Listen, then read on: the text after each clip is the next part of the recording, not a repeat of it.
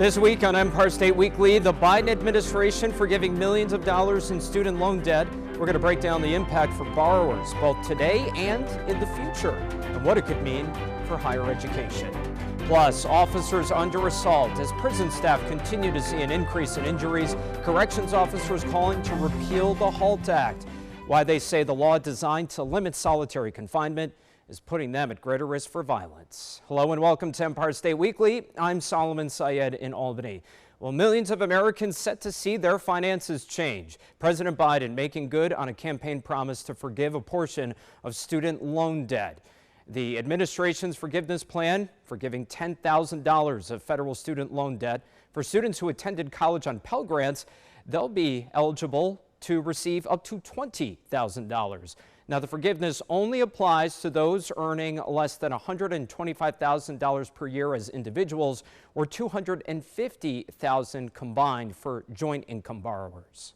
People can finally crawl out from under that mountain of debt, to get on top of their rent and their utilities, to finally think about buying a home or starting a family or starting a business. I represent a district where the vast majority of individuals do not have a college degree, and their taxpayer dollars are going to bail out the richest people.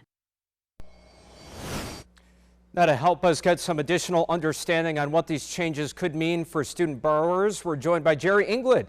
He's a family legacy advisor and educational planner at Wilmington Trust. That's a division of M&T Bank. Jerry, a lot of people want to know more about this topic, so let's get right into it. How significant is the potential impact of this? Some saying it's going to make a huge difference to borrowers. Others feel it doesn't go far enough.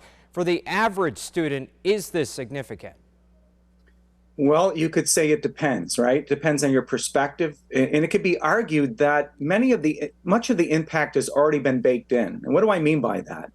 If we think about since March of 2020, there's been a pause on student loans. So the liquidity has already been in the system. So for 2.5 years, people have not made payments.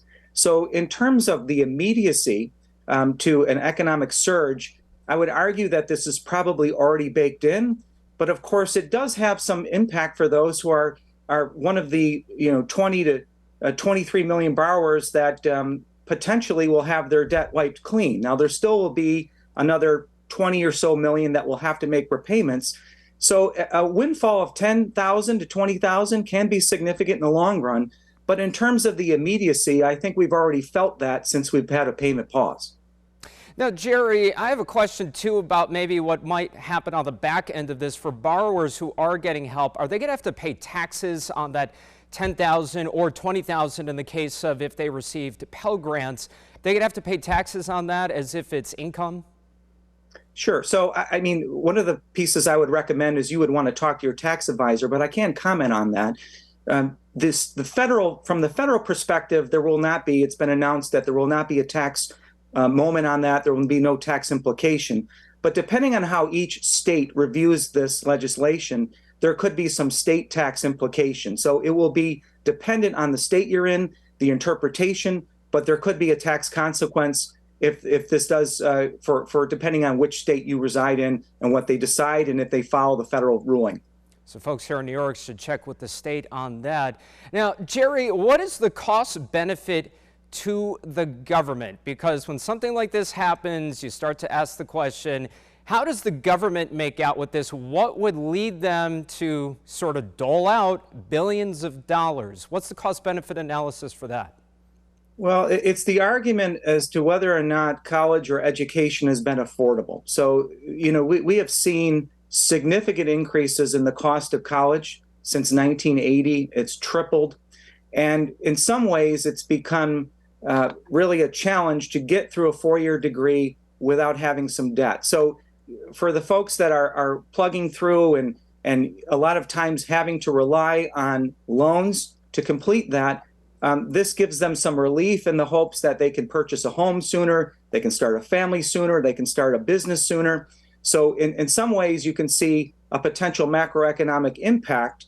But in terms of if we want to look at the government is losing money, playing a role in the student lending atmosphere. So, 20 years ago, it was something where it was in the black. It actually, the government made money And now, even before this legislation, the government is losing money as being a player in the student loan atmosphere. We're going to get to more questions on what the government's role might be in the future going forward. But Jerry, what about students who they got their loans through a private lender? Where do they factor into this if they don't have any federal loans? So that, unfortunately, for folks who have held private loans, this doesn't impact them whatsoever. So think about this, and this is where there's emotion and a lot of discussion on both sides of the equation, people for, people against. The people against this legislation would say, look, I was a consumer who spent some time reviewing costs and fees and interest rates, and I found a better product on the private market. I pursued that private market, and I'm paying my loans back. And now, as a result of being an educated consumer, it's hurting me because I will not have my loans forgiven. So that's part of the equation where people are a little upset with this legislation because they, of course, are not benefiting if they have private student loans.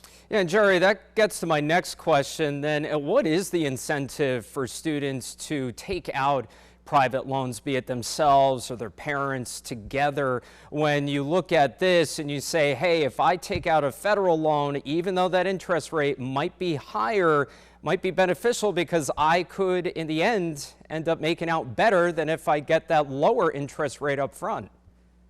I think you're going to see people gravitate further to the federal loans as a result of this, even if it's a circumstance where they don't need loans. So you may have someone who's saved and has, for undergraduate, either the parents themselves, and they don't necessarily need to take out a loan. You may find that people will take out $10,000 of federal loans as just in case, to see if this happens again.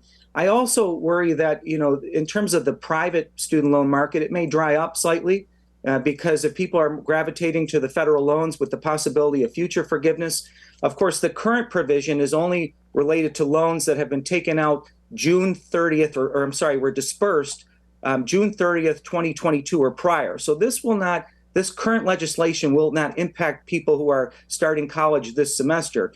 But the thought may be, if they've completed this once, there's a chance that they'll do that again. So that will have an impact on the private market. Now, the private student loan market only represents about 8% of the student loan portfolio. So it's not a significant amount. There is $1.6 trillion in student loan debt, and about $65 billion of that is in the private student loan market. So 8%, I can see that receding slightly after this progression. Well, Jerry, we have you on because so many people have so many questions about this. And my next question is, there's still so many unanswered questions about this. As you look at this situation, what are some of those unanswered questions? Yeah, there are a lot, and I'm sure over time they'll be uncovered. But first, one of the provisions is if you have a Pell Grant, if you were given a Pell Grant, you are open to the $20,000 forgiveness. So what if you had a Pell Grant for only one of the 4 years of undergrad? Did you still get the $20,000 benefit? The other piece is this could be challenged legally. I mean, this is a memorandum issued by the U.S. Department of Education. It is not an executive order. So I wonder if this is going to get legally challenged. For folks who, let's say, had federal student loans that were not in good standing, they were delinquent, they were upside down on them, will this provision now put them in good standing with their current loans? What if you had more than $20,000 of loans? You are going to get $20,000 forgiven. Which loans are going to be forgiven? The ones with the highest interest rates, the one with the lowest interest rates, the ones that are older. Now, it isn't perfectly clear also if the Parent Plus loans are included. Some people are saying yes, some people are saying no. If they are included, if the child was receiving a Pell Grant, is the Parent Plus holder going to get $20,000 of relief versus the 10? And, another piece, the income size of $125,000 for an individual, $250,000 for married families. Is that adjusted gross income? Is that gross income? And what year is that being pulled from? And lastly, how are we going to manage the processing? If the repayment pause ends on 12/31 and we're going to start payments on the 1st of January, how are we going to get this processed in time? What are we doing to ramp that up? So those are my questions. Jerry, I suspect we're going to see you again on Empire State Weekly to potentially answer some more of those questions when we figure out more details about this. But in the meantime, we really appreciate your time today. Thank you so much. Thank you. All right, well, corrections officers, they are saying that prisons are getting more and more violent since the HALT Act took effect. Coming up, the president of the Officers Union joining us once again with an update on what's happening on the inside and why advocates say the law protects incarcerated individuals. Meanwhile, if you have a comment or story idea, please let us know. You can email Empire State Weekly, and you can also find us on Twitter.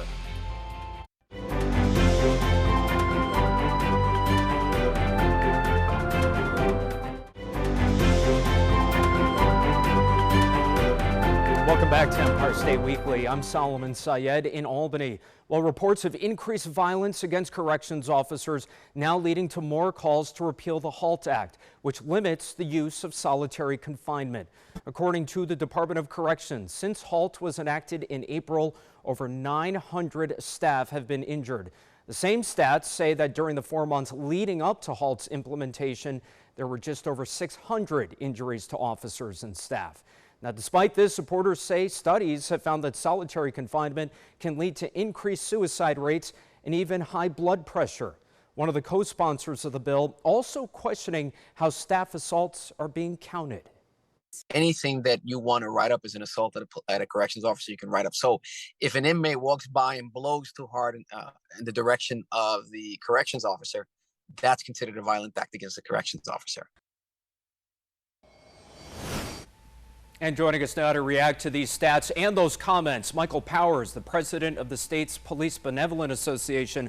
Michael, the big question there is, are these statistics, are those numbers for the injuries, are they being exaggerated? Not one bit, Solomon, not one bit. These are DOC's numbers. They're generated from the Department of Corrections and Community Supervision. And not in any instance are these exaggerated or ill-informed in any way. Is HALT the only cause of this? Because according to the numbers that are compiled by DOCS, we've seen that upward trend going into HALT implementation. And then when you do that 4-month to 4-month comparison, you could see there is a differential. But is HALT then the only cause of this? Because the numbers were starting to go up even before that. Not necessarily the whole cause. I mean, let's face it, we work in correctional facilities, right?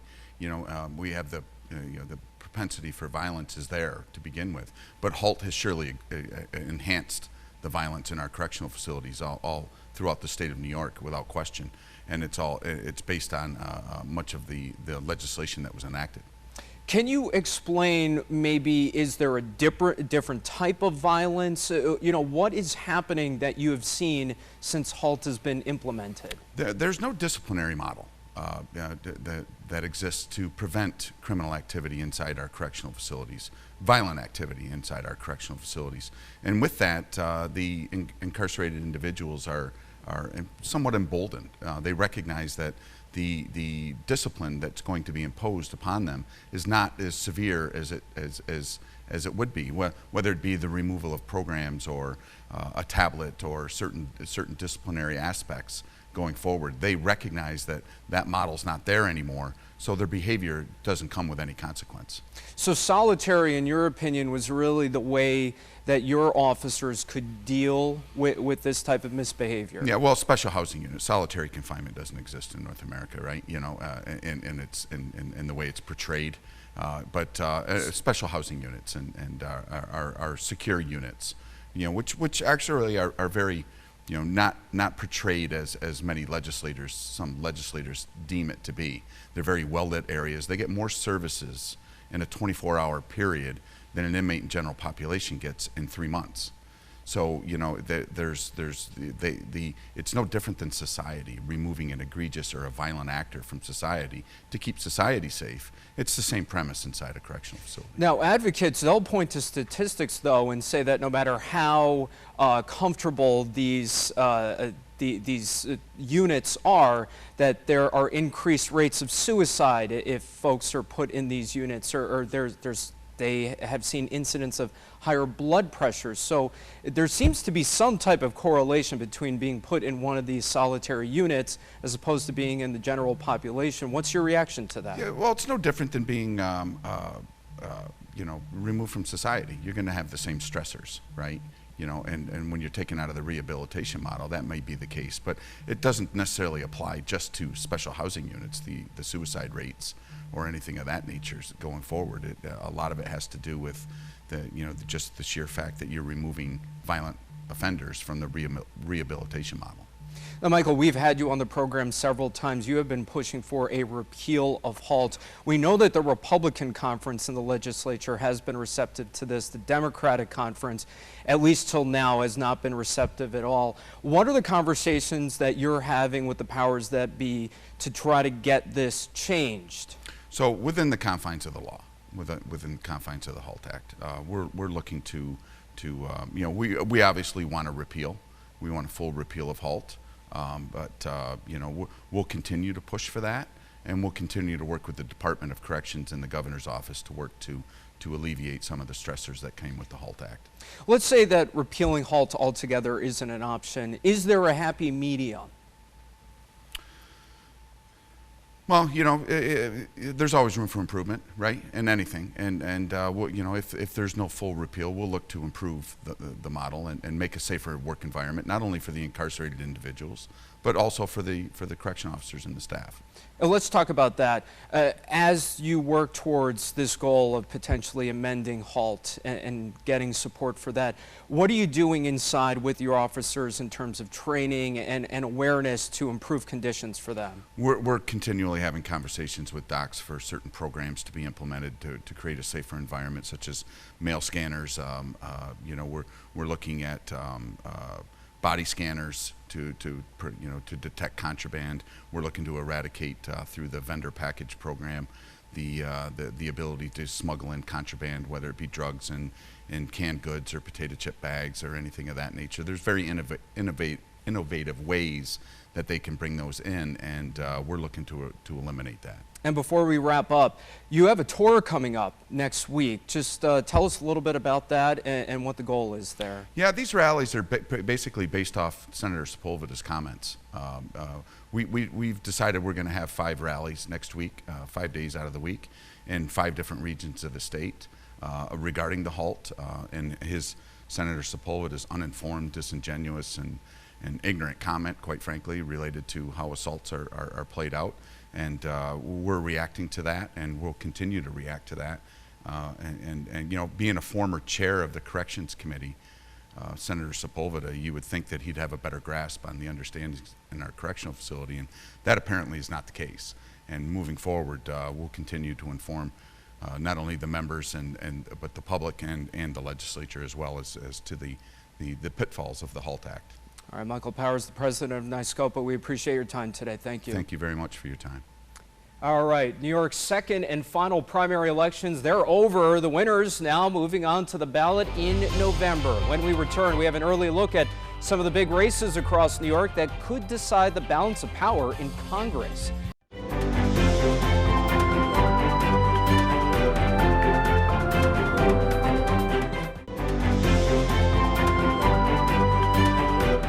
Welcome back to Empire State Weekly. I'm Solomon Syed in Albany. Well, now that the congressional primary is over, we now know who's going to be on the ballot in November. Capitol correspondent Jamie DeLine previewing some of the biggest congressional races. One of New York's most competitive primary races was in the 10th Congressional District. The Democratic winner being announced as Dan Goldman, who will go up against Republican Benin Hamden in November. In the 12th District, 2 Democratic incumbents, Jerry Nadler and Carolyn Maloney, went head-to-head after redistricting placed them in the same district. Ultimately, it was Nadler who was declared the winner. He will face Republican Michael Zambluskas. And in the southern portion of western New York State GOP Chairman Nick Langworthy narrowly beat out his controversial opponent Carl Palladino. He will be up against Democrat Max Delapia in the general election. But one of the most closely watched races in the state was the special election in New York's 19th district between Democrat Pat Ryan and Republican Mark Molinaro.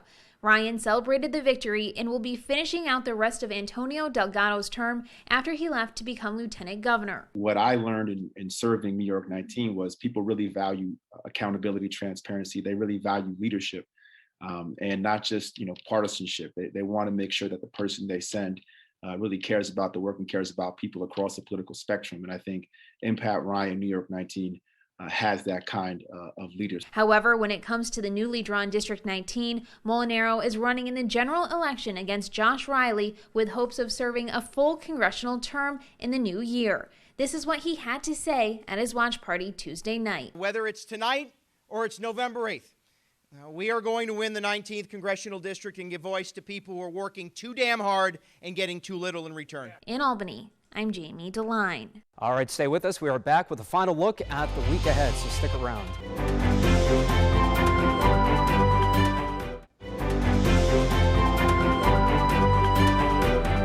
And finally on Empire State Weekly, we are looking ahead to next week as school districts in New York begin the new school year. They're going to be resuming instruction while also still dealing with the ongoing COVID-19 pandemic. We're going to keep an eye on how districts plan to spend American Rescue Plan funding and how they'll navigate those new relaxed COVID safety guidelines from the state. For now, from all of us here on Empire State Weekly, I'm Solomon Syed in Albany. We'll see you again next week. Now, don't forget, you can also watch Empire State Weekly all over New York State. Here's the full schedule of Empire State Weekly on 10 television stations across New York.